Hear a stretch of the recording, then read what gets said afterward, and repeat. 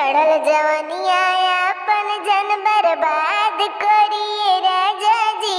चढ़ल जवनिया अपन जन बर्बाद करिए राजा जी। आइल बुढ़ापा बोले आबाद रहे राजा जी। आइल बुढ़ापा बोले आबाद रहे राजा जी। दाल चावल परोस जनी सलाद खोजिए राजा जी। दाल परोसनी चावल परोसनी सलाद जन खोजिए राजा जी।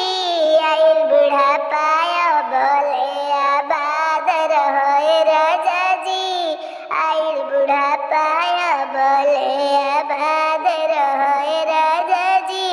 चढ़ल जवनिया में गलल दिया ना अब ना चली मन मानिए राजा जी। चढ़ल जवनिया में गलल दिया ना अब ना चली मन मानिए राजा जी। घरवा के खाना के स्वाद चखिए राजा जी। घरवा के खाना के स्वाद चखिए राजा जी।